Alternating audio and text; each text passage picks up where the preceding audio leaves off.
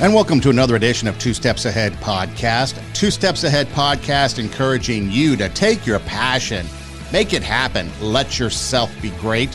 I'm Son Edom, and coming up on the show, we're going to talk about what it means and what it's like to have a clear conscience. You might have heard the saying, this person or that person has a guilty conscience, or maybe you're suffering from a guilty conscience. Well, what does it mean to have a clear conscience? Now, keep in mind, this isn't anything that's new age or anything that's out there in the cosmos or anything like that. Basically, what it is, if you want to get right down to it, it's having the inner freedom. You always talk about us inside, right? We're bringing out our inner greatness. We're trying to raise the standard. So it's inner freedom that comes by knowing that people are not offended by your thoughts or actions. Okay, now no one can point a finger at you and saying, or accuse you of offending them. It's kind of hard to do in this day and age, especially with how soft we've gotten in society. So what I'm not talking about is people being offended by maybe something that you say because you have no control over the fact that they get offended. What I mean by that is that our actions equal intention. So when it comes down to offending others, I'm talking about intention. Are we intentionally going out there and trying to offend people with what we say and by what we do? Naturally, people are going to be offended because we may have a belief system that is different from theirs, but that's not intentionally trying to go out there and offend somebody, okay? We also have to keep in mind that we live in a weak-minded society, and people get offended by the slightest things. Think about this gender, like the pronoun thing going on, okay? In academia, you come across new people all the time. You don't know them, first time you've met them, and maybe you refer to them by the wrong pronoun because you don't know, and they get offended. Well, you can't control that. That's not what I'm talking about because your intent isn't there to offend somebody, okay? So for us to have this clear conscience as defined by not offending others, we have to add the word intention. What's our intention? What's our motives? I think back to the COVID days on social media. There was a lot of intentional offending of others and things that we posted and things that we wrote. And so, of course, we're not having a clear conscience. That might give us a guilty conscience. In fact, is it our intention to offend someone with our words or actions? Do we purposefully try to tick someone off? And again, we have to go back to the mindset. What's our mindset? Sometimes people need to hear truth. And when we're talking truth, they might get offended. Again, what's our intention? Are we intending to do that? Or are we trying to help them out? Truth will offend a lot of people. So if you're going to speak the truth to people and you do it with a purposefulness or an intentionality to that, then of course that might be offensive. But we have to not worry about that aspect of it, and we have to go around and tell the truth. We have to speak truth. If you have somebody that's on a high cliff, maybe it's summertime, people are on vacation, maybe you're someplace. Okay, here's a good example. So back in high school, I used to take a houseboat trip with some people from a church that I was going to at the time. And there was this tall cliff. I think it was like 90 feet up, something like that. And we would jump off of it. And so one year I went up there and I was able to summon up the courage to jump off of it. Others did not. That's okay. But one of the reasons why I was able to make the decision to jump is because I trusted the people that did the depth check. They were able to somehow figure out that the area that we're jumping off of, it's safe and we have plenty of water depth to jump into. So I jumped off and I literally went down 3 to 4 layers of coldness in the water. And just when I thought I couldn't go any further, I felt another layer of cold. And then I'm trying to get back to the surface. And as I get back to the surface, I'm just about out of air and I burst through the surface and I can breathe again. But I trusted them. Okay. So now you might have these people doing social media and they're the daredevils and they want that video. And you might tell them, hey, You should not jump off of this because of XYZ. You should not do a challenge because of XYZ. Now, they might get offended because they want to capture that video that's going to make them go viral. But your intent isn't to offend them. It's to advise them that, is this actually something safe? Have you checked it out? Is there enough depth in water so that when you plunge through, maybe you see somebody that's starting to begin a relationship with somebody else, and you know that person is toxic, and so you want to talk to them and tell them, maybe that's not a good idea, and you offend them because of that. They get mad at you. They hate you because you're talking bad about someone they like. And all you're trying to do is have good motives to let them know that this person might not be a good person to hang around. So sometimes telling the truth is going to be offensive, and we can't worry about that.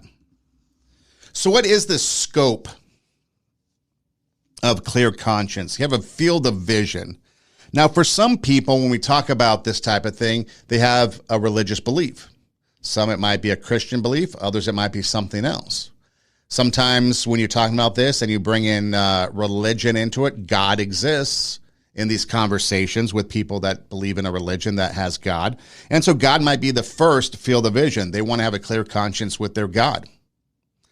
Then it might be immediate family. How is your conscience with your immediate family? Are you offending your immediate family purposefully and intently? Now, a lot of times it's kind of a tough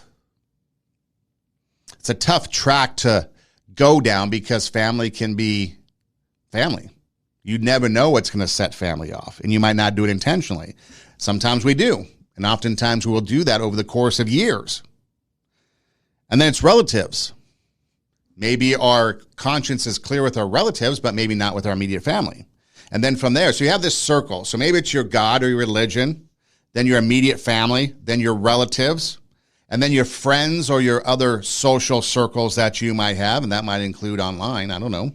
And then workplace, and then maybe former friends and colleagues and people that you worked with, and then maybe strangers. So you have these different degrees, these different rings, so to speak, of people in your life. And so your conscience might vary depending on who you're dealing with.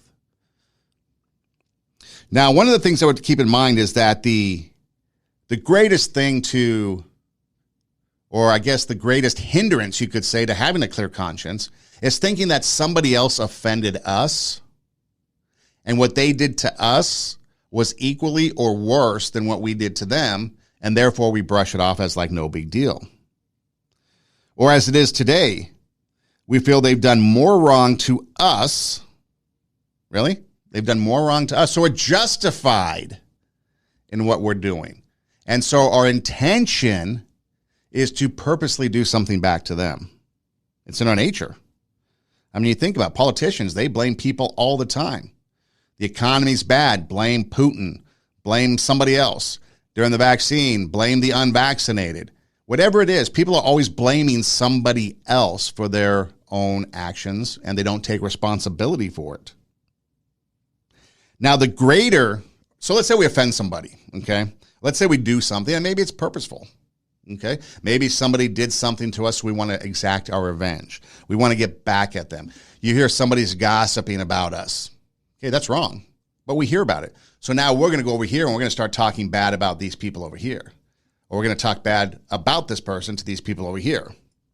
So the greater our guilt, the more we blame others, okay? So we're talking bad about people over here, and this person finds out about it and confronts us. Now we have to defend ourselves and blame others. Well, I heard you doing it first, and then this person told me, so I went and told them, and then you start just throwing stuff out there. So keep in mind, the greater our guilt or guilty conscience is, the greater that is, the more we blame others. So if you find people out there blaming others for one reason or another, and they're intentionally and willfully doing that, they probably have a tremendous amount of guilt. Because when you don't have guilt and you have a clear conscience, you're not going to blame others. You're not going to justify or try to excuse your actions by blaming other people. Okay, so take bitterness, for example. When we do this with bitterness and bitterness takes hold of our lives, that guilt increases And when that happens, as guilt increases and bitterness, resentment, and some of these negative attributes start to take over, it affects us both mentally and emotionally. We start to spiral downward. We're not bringing out our inner greatness. We're not raising the standard. In fact, we're actually decreasing the standard when we start to blame others and not take responsibility for the things that we have done. So you might ask yourself, what is blame?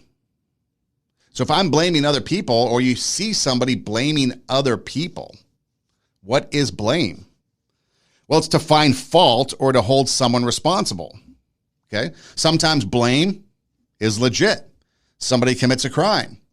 They are accused, so they have to stand trial, and you blame them for something that they've done.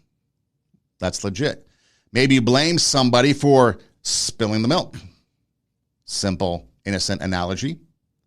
So yeah, sometimes there is a time to find fault or hold someone responsible. But when do we do that? How do we do that? What's the best course of action when it comes to blame? And so then what's guilt? So if blaming is putting the responsibility on somebody else, what is guilt? Well, guilt is our response or our feelings to oneself committing an offense, especially when done on purpose. So we talk about this guilty conscience versus having a clear conscience. What are we talking about? Well, we're talking about guilt. If we have guilt, we're going to blame others if we don't take responsibility for it. We're going to hold somebody else responsible for our actions and blame them because we don't want to take responsibility. And then guilt starts to pile up. And our responses, our feelings, our emotions will start to change because of something that we did. We did it to ourselves. We did it to somebody else. It doesn't matter. And that's why you get a lot of emotional problems. You get a lot of mental problems. I'm not talking about mental health issues. I'm talking about just our mindset. We start to feel bad. You ever do something and then feel bad about it? See, unfortunately, in this day and age, we are blaming everybody else. We see it in society. You see it on the news. You see it in sports. You see it in celebrities. You blame everybody else. You don't take responsibility for it. Misinformation has replaced the term lie. That's all misinformation is lying. And so we do away with guilt. And so people think that they don't have a guilty conscience when really they do. They're just masking it in something else. So how does this fit into raising the standard, bringing out our inner greatness, taking your passion, making it happen, and letting yourself be great? Well, simply it comes down to attitude. It comes down to our attitude. When we do something wrong and we don't own up to it, but instead blame others, if we are genuine, that will begin to eat at us. Now, I know a lot of people, I've known a lot of people personally that have no more emotion. They can lie and not even think bad about it. They can blame others and not take responsibility and not even think twice about it. They can blame somebody else in one sentence and then turn around and, without knowing it, admit that they did it in the next sentence. They didn't even realize that because they're still trying to blame the other person. It's amazing. So when we do something wrong and we don't own up to it and we blame others, if we're genuine and true, that's when it begins to eat at us. It affects our attitudes, our emotions. It will create a negative atmosphere around us. Ever realize or ever wonder why somebody's a toxic person? You've heard that term toxic. You've heard toxic masculinity, of course. You can't live in America without hearing about toxic masculinity. But when you think about it in real terms, not in political terms, not in woke terms, but toxic. And someone's toxic or they have a negative aura about them. Why is that? Ever wonder? Well, something's going on in their life that they're not taking responsibility for. Maybe they have a habit of bad actions, a habit of bad attitudes, a habit of something not right. So when this happens, it affects our attitudes. It affects our emotions. It creates that negative atmosphere around us so that our actions, our words, and our emotions all start to turn bad. And people will feel it. They might call it negative energy or, like I said, toxic or some other adjective to describe you, but they start to see it, and you might not even see it in yourself. You ever see Maybe you're hanging out with somebody. Maybe it's a coworker, or maybe back in school when you saw somebody every single day. And then you start to realize that, well, this person's changing. Now, a lot of times it could be because of circumstances. So maybe there's something going on in their personal life. But you can feel the different types of change. You can feel the distraughtness in someone if they're going through something. You can feel the anger. You can feel the disdain. You can start to feel that this person is changing through different ways. And when they start to become so-called toxic, it's because of the things that they're probably doing. And in the end, what happens? We become ugly people. People don't want to hang around us anymore. Nothing is great when we are ugly. And then when people see this negativity, they will respond to us negatively. And then the whole thing starts to go down a deep, dark spiral. Here's an example. So I just got a job at a radio station in Los Angeles, and I was working the weekend, and there's a sports host that was on the weekends that I had to work with. I was the board operator for his show, ran the board. Yeah, the guy was, on the surface, you could call him toxic. He wasn't very friendly. He would get upset easy. He would yell at you for the littlest of things. And I remember as I was being trained to work his show, the other board op that was training me would give it back, would be toxic back. So, for example, when you came back from a commercial break, we would play bumper music, a little bit of music to go from the commercial to the show. It was kind of a standard in radio. And sometimes, like one example, the host asked the board op, the other guy, to not play the music so long and let him come back and start talking sooner. And when he asked that, the board operator played the music longer, played it louder, kind of did the opposite. So they had like a toxic relationship. And so people respond to this guy negatively. And I could see that the guy had like a bad attitude and he was negative. And I think what it was is somewhere along the lines, this reputation of being kind of this bad guy, this reputation of having a bad attitude kind of preceded him. And so when he would say something, people automatically took it as a bad thing and they would respond negatively with him. So that's an example, okay, of this thing spiraling out of control. So I decided I was just going to do my job when I worked with him. And so if he asked me to do something, I'd comply. I did not care. Now, I preferred, but I did not care the manner in which he did the asking or the telling or the screaming or the yelling or whatever. I just complied with what he wanted. That was going to be my approach because I'm a professional and you just have to deal with these attitudes and these egos in the business. So I was just going to do whatever and not worry about how or the manner in which he said it. And so then one time, apparently his cat died. And so I asked him, or someone told me his cat died. So I went up to him and I said, "Hey man, sorry to hear about your cat passing." And I was genuine and I was real. And he's like, "What do you mean by that?" And all of a sudden he was defensive. And I'm like, "No, dude, I'm serious. I heard your cat died. That's got to be a bad thing. I'm just giving you my condolences."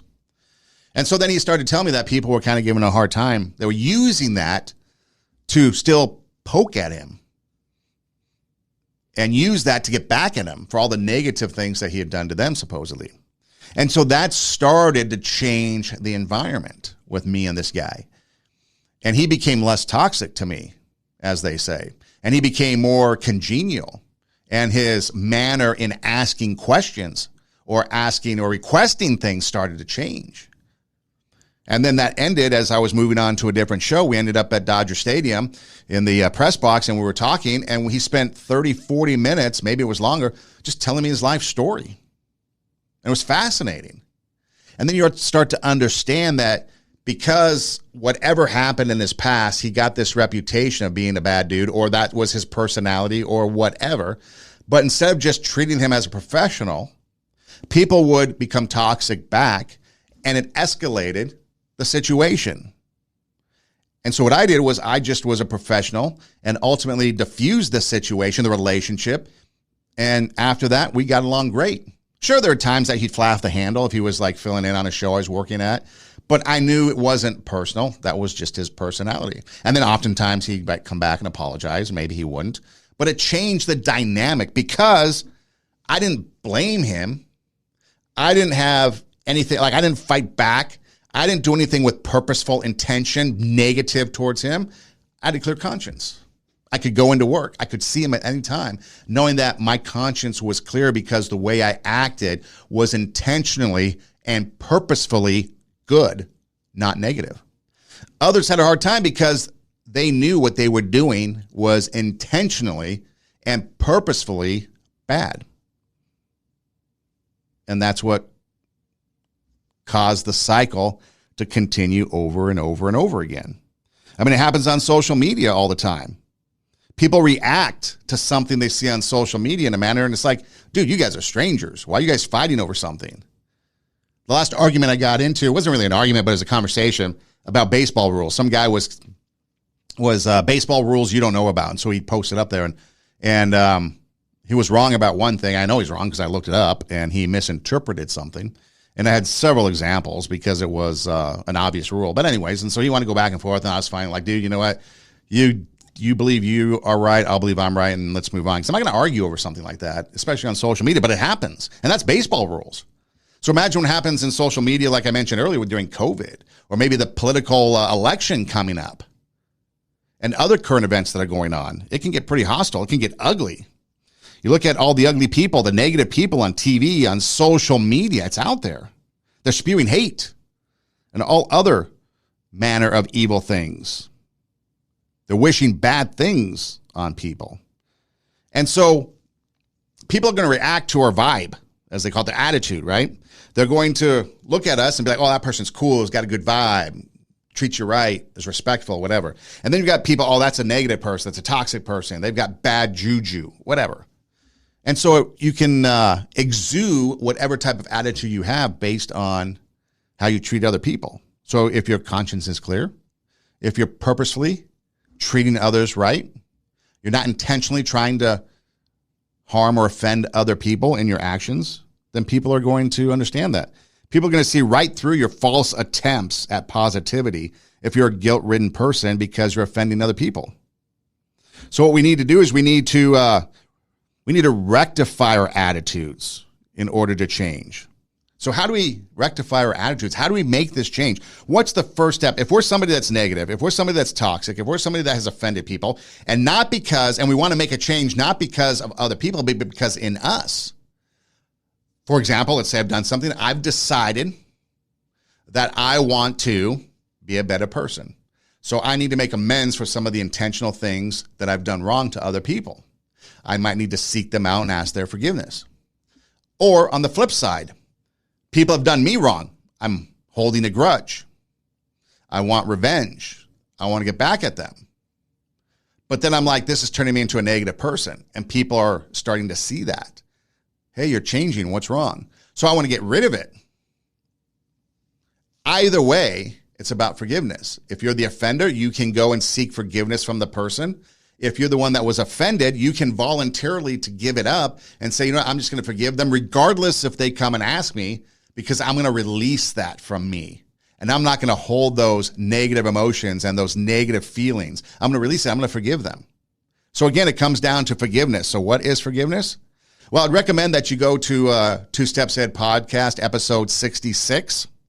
We did a whole show on forgiveness, a lot of in-depth stuff. But here's a clip from episode 66 that talks about forgiveness to kind of give you this idea of what forgiveness is all about.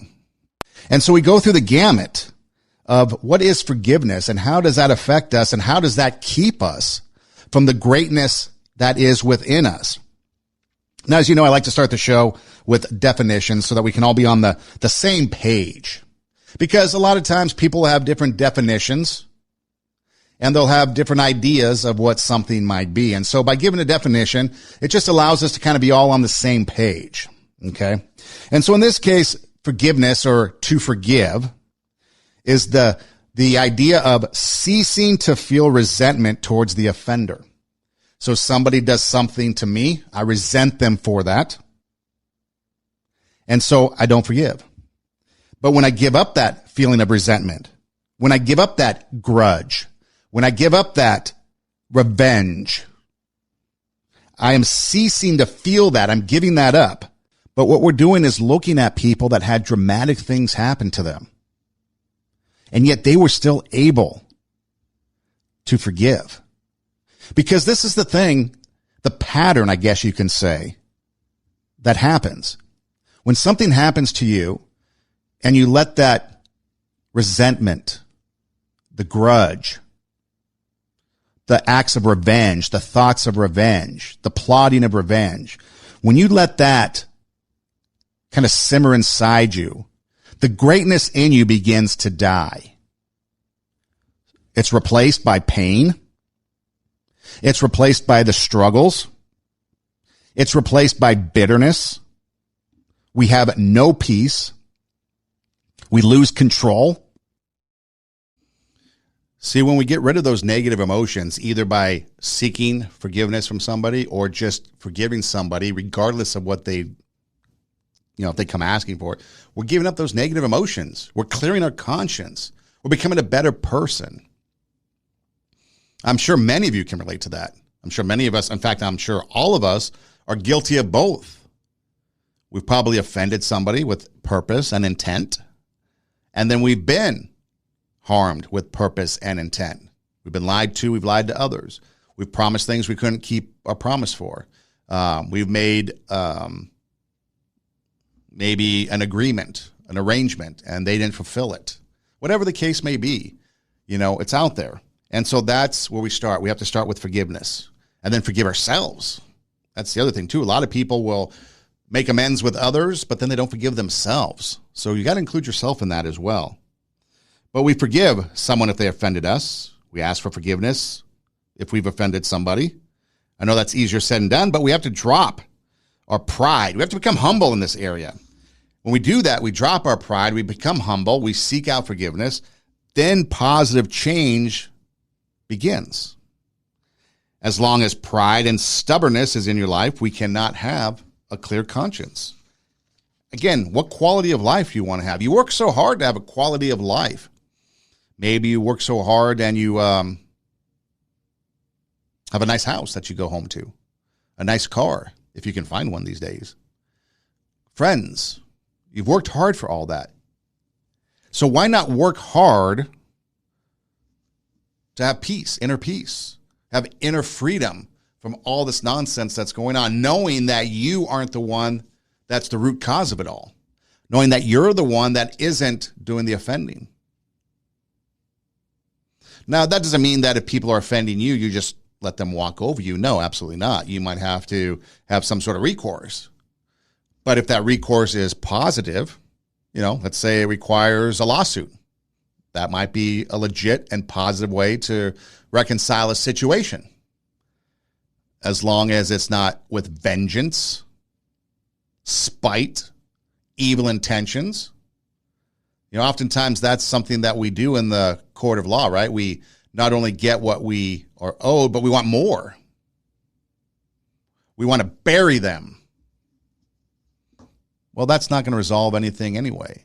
Or like many times you see it in the movie, TV shows, somebody killed somebody else, and so a family member wants to exact revenge, and they always use the thing that, first off, if you kill them, it's not going to bring back your loved one, and second, it's not going to make you feel any better. In fact, it's going to make you feel worse. It's almost in every cop show, revenge type show out there. And that's true. You do something out of revenge, it's not going to make you feel any better. It's going to make you feel worse. So how do we get there? What steps can we take? Well, depending on your situation, maybe you start by making a list. You might come up with your own ways of doing it, but if you need help, maybe start by making a list of the offenses that were made against you. Write them down. This is what I feel in the areas and the people that offended me. It might seem petty, but you write it down. And then you can look at it. And then you could be like, okay, I've got my list. I'm going to check it out. Now, which ones are truly legit? And which ones are kind of just made up? And what I mean by that, who are the people and what are the offenses that were legitimately offensive to you? Like someone did something to hurt you. They stole from you. They stabbed you in the back. They were talking bad about you. Legitimate things. And then there's others that are perceived that maybe you're not sure of, but you're still dwelling on it anyways. So once you have this list written out, now you can really look at it and check it, kind of like Santa, check the list, check it twice, and see which ones are really legit. Maybe you erase some of the ones that are like, well, I'm not really sure. Maybe this is just self-generated in my own mind, and it really didn't happen. And now you've got your core list of grievances against people that have offended you. This could be one way to start. Then you have to be honest with yourself. You have to make a second list. Now, who have you offended? And write it down. And then go through the list again. And again, you want to read out because you don't want to be a martyr. And you don't want to be, oh, woe is me and all this. You want to read out the ones that are kind of a figment of your imagination and really write down the legitimate ones. Okay, these are the people I offended. These are the things I've done wrong. Maybe it's at the workplace. Remember, we go back to that scope, right? That field of vision. God, immediate family, and then relatives, and then maybe friends, and then coworkers, and then maybe people we used to know, and then strangers, okay? So you have this field of scope of people, and you start with the inner circle, and then you go to the outer circle, and maybe there's people in your immediate family, everything's fine. Maybe there's some friends, okay, there's a couple rough spots here I need to fix. Okay, now colleagues, oh yeah, there's a whole lot of colleagues I need to fix. And then you go through the different groups. And once you start to weed it out, and it might be a process, it might take some time. It might not be an overnight fix. But once you go through the process and you make those lists and they're genuine and they're legit, and you're not a martyr to yourself, you're not blaming yourself, but you're having real and honest conversation with yourself about legitimacy of things, then what you do is you start going down the list and asking people that you offended, maybe seek them out. Ask them for forgiveness. Clear the air. Now, you might remember this if you saw Billy Madison, this clip from Billy Madison, when he starts to realize some of the things he's done. He calls an old high school buddy, and he asks the old high school buddy for forgiveness. Well, if you don't remember the movie, if you've never seen the movie, here's that clip of him calling and asking for forgiveness from a former classmate in high school that he probably did some bad things to.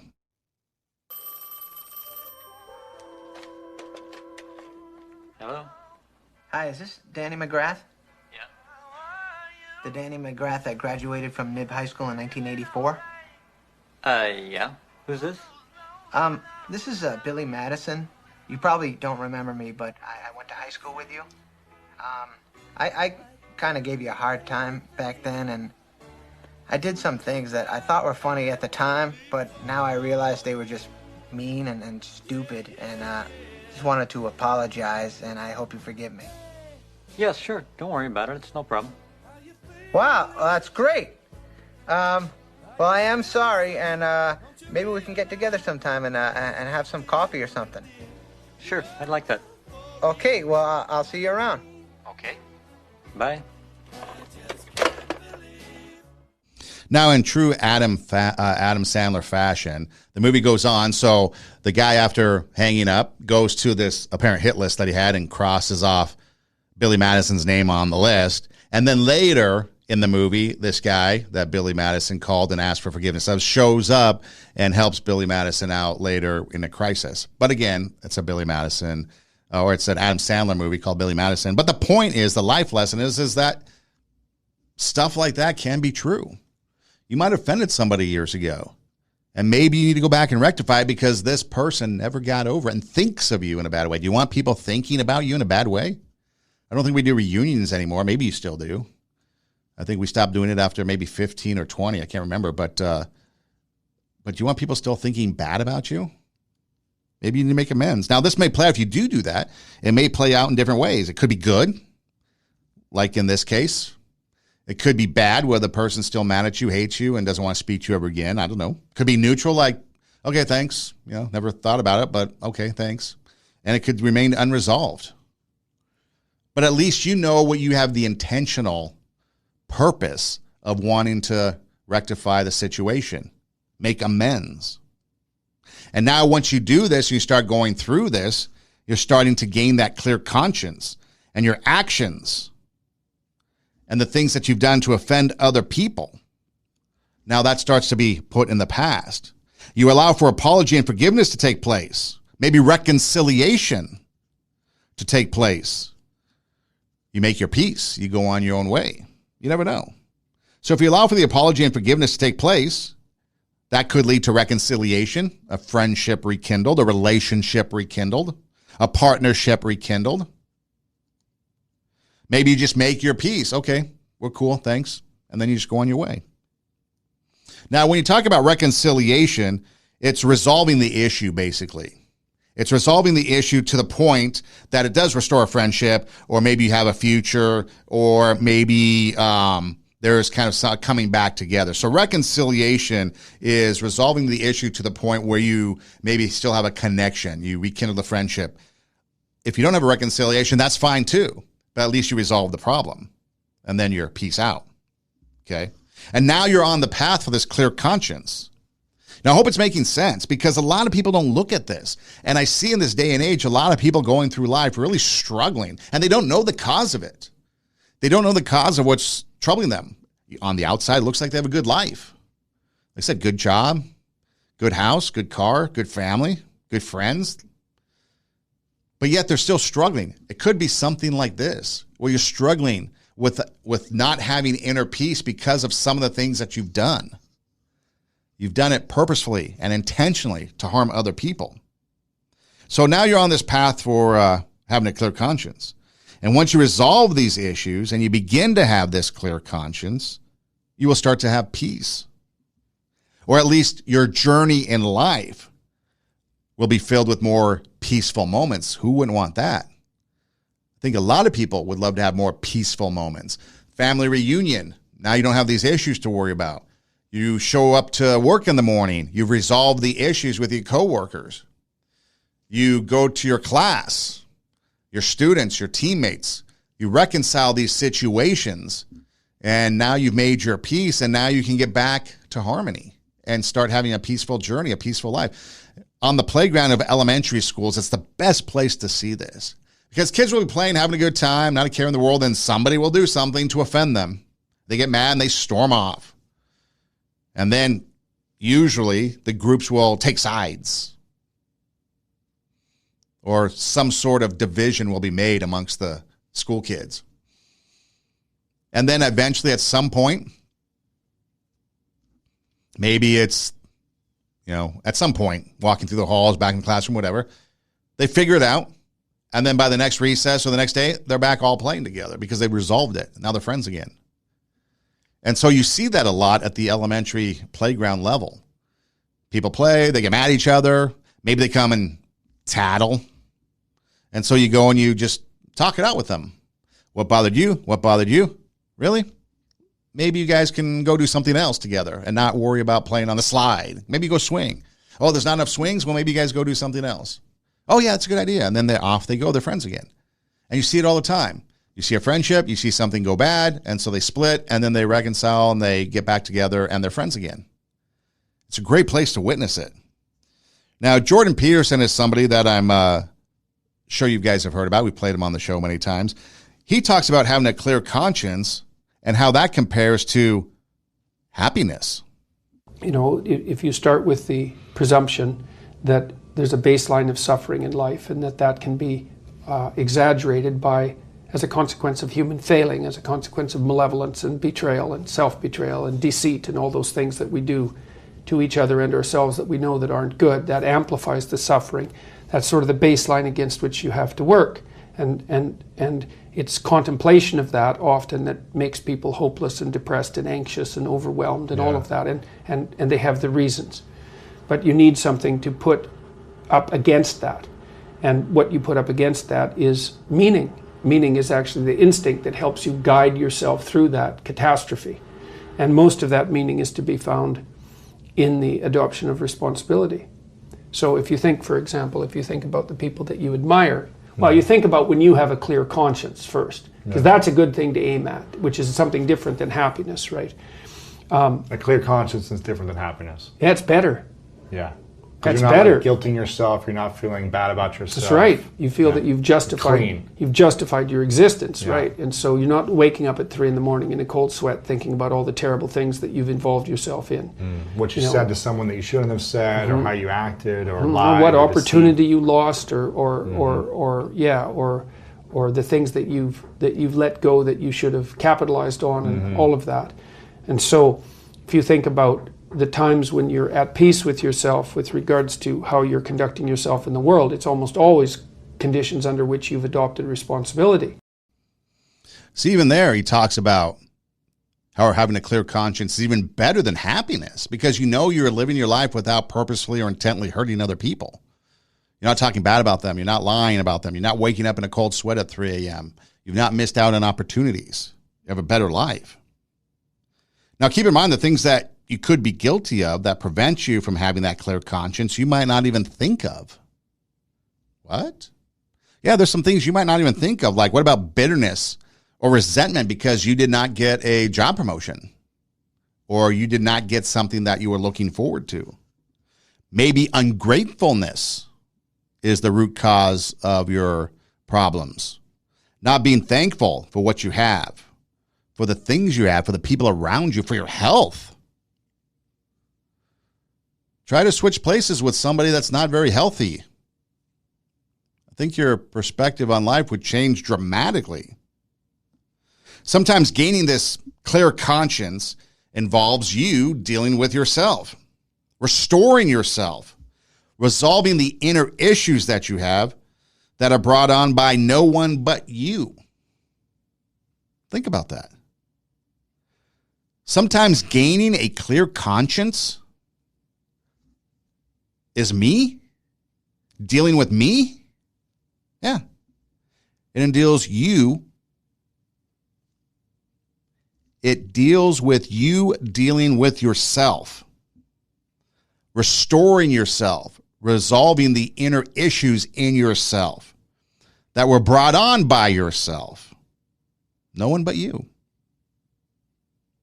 A lot of times that's the problem, you. But yet you like to lash out at others, blame others, thinking it's other people that are problematic. But no, it's you. What about laziness? You did not put in the time, so you did not get the reward that you wanted. You did not get the promotion, so then you blame others for your lack of success. This is a big one. Students, for example, or coworkers. People like to blame others when you're in a group environment. We didn't get things done because of somebody else. Well, is it because of somebody else or is it because of you? What about stubbornness? Not doing what you're asked to do or you're supposed to do, and then blaming others for your lack of action. This could be huge when it comes to relationships. You're being stubborn. So remember that issues that need to be resolved could be with yourself, could be family, relatives, friends, coworkers. You know, that scope, that field of scope, or that scope of field, that vision, that group of people. And it might require different individualized plans for resolution. And again, if you go back to episode 66 on forgiveness of our Two Steps Ahead podcast, it really goes into depth on the issue. Plus the benefits. There's benefits to seeking someone's forgiveness as well as just giving forgiveness and letting go. One of the things that I find interesting is the manner in which people like to live life, you know.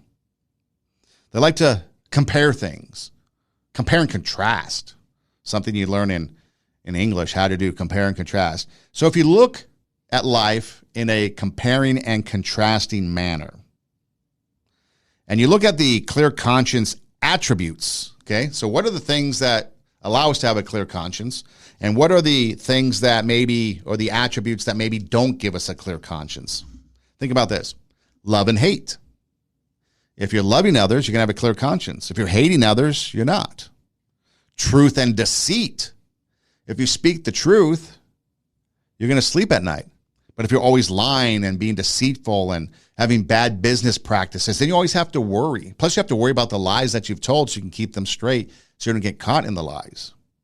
Justice and fairness. It's just for me to get a promotion because I did the work. I worked hard. I was prepared. It's not fair I didn't get the job. Well, sometimes fairness isn't justice. You got what you deserve because of how you went about doing it. Might not be fair, but it's just. What about purity and impurity? We've talked about that many times on the show as well. But that's a contrast. Mercy and bitterness.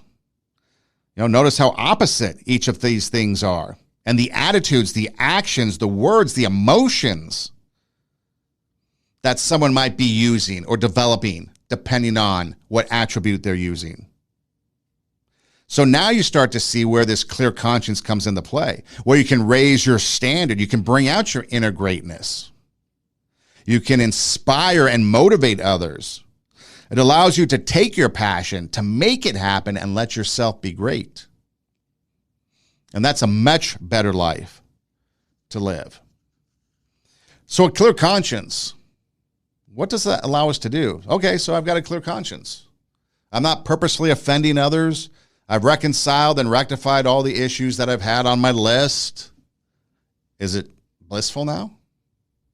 What are some practical, tangible things to having a clear conscience? Well, you could be a better example or witness to others on how to live a good life. People might be looking at you and being like, wow, they changed. What changed in them? They have more peace. They have happiness. They have contentment. How can I get that? Especially in today's day and age, a lot of people are looking for that, and they can't afford to pay for it. We used to find contentment and peace and all that through money and buying things. We buy our contentment. We buy our peace. Can't do that anymore. We have to find other ways, and maybe you are the example. We can resolve conflict better because our motives are pure. Our intentions are pure. We have a conflict. I have a clear conscience. I can act intentionally and purposefully using good attributes. I'm not going to resolve conflict with revenge or vengeance in mind. Get back at that person, make them pay. And so you resolve conflicts better. You make better decisions in life. When you come across somebody and there's conflict and you got that guilty conscience going, you might make a bad decision because of the motivations behind that decision. But if you've got a clear conscience, you're making better decisions on what to do. We have more power to overcome temptation and bad decisions when we have a clear conscience. We know that whatever I do, that's going to be bad, and it's going to weigh me down, and it's going to cause all kinds of problems for me, and I've just cleared up all these problems. I don't want to go down that road again. And so, boom, now my bad decisions, I'm not going to make it. I'm not going to give in to temptation. I'm going to resist it. Deciding to do the right thing to keep a clear conscience so that you can have your inner peace, your peace in life. And it also allows you to build genuine relationships. If you're not out to use somebody, how many relationships people use each other? It's all up and down the spectrum. Business relationships, family relationships, work relationships, romantic relationships, friendships. People using people for an advantage. But when you have a clear conscience, you can build genuine relationships. Here are some common reasons why you don't do this, or reasons that hinder us from seeking forgiveness. So we want to seek forgiveness, right? Well, it happened a long time ago. What I did was a long time ago, back in high school. Well, look what Billy Madison did, if you want to use that analogy. And he rectified a situation. Well, the person moved away. Well, you can easily, nowadays through social media, online, probably find somebody that knows them and track them down. It really wasn't that big of a deal. Might be another excuse you're thinking. Well, to them, it might have been a big deal. Things have gotten better between us. Well, maybe they can get even better if you rectified that situation. No one's perfect. Well, if we use that excuse, then are you going to use that excuse when people, are you going to allow for that excuse when people hurt you? Oh, that's okay. You offended me. You did something bad. You stabbed me in the back at work. But you know what? That's okay. You're not perfect. Of course not. See, the reasons why you make excuses, you wouldn't accept if someone was trying to, if you want somebody to, come and ask for your forgiveness. You wouldn't allow for this to take place. They were wrong. They didn't understand right. My intentions were good, but they didn't understand. Or they won't understand what I'm doing, and they might mock me. So I'll do it later. Maybe it involves money. You owe somebody money. You promise to pay them back, but you haven't. And you don't have the money, so you don't want to talk to them.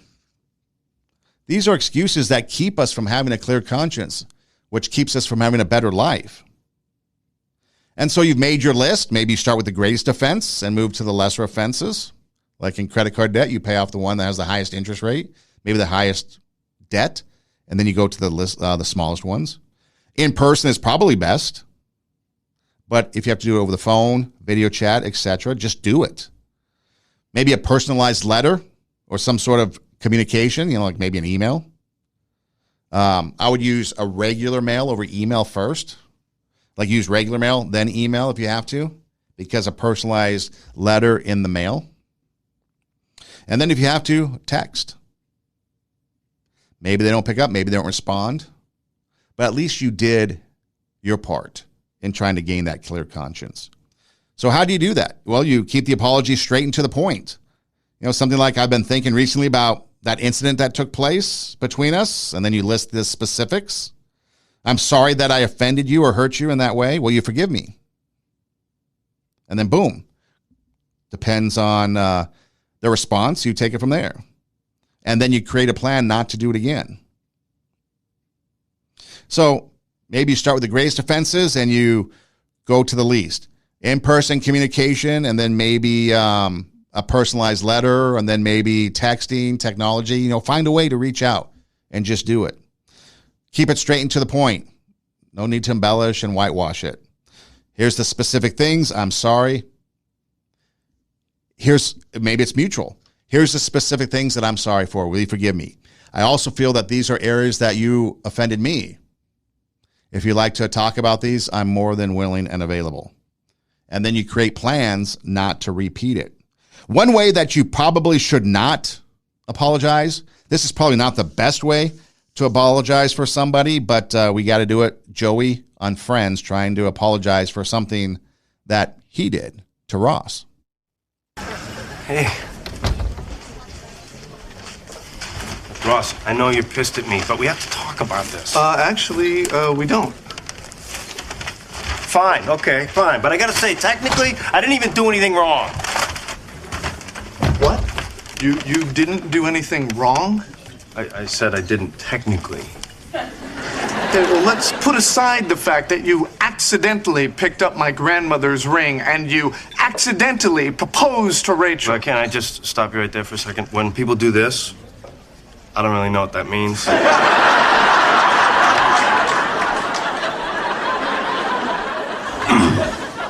You were saying?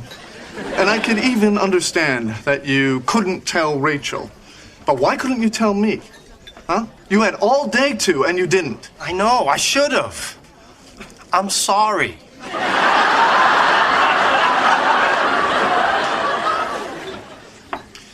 Not using it right, Joe.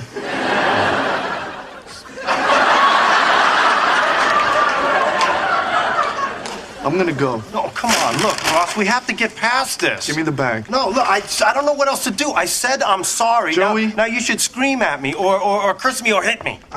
I'm not gonna hit you. Why not? You'll feel better. I'll feel better. And you know you want to. I can see it in your eyes. No, I don't. A little bit. No. A little bit. No. A little bit more. No, hit me. Give me the bag. Hit me. Joey, give me the bag. Hit me. Joe, I'm not kidding. Hit me. No. Hit me, hit me, hit me, hit me.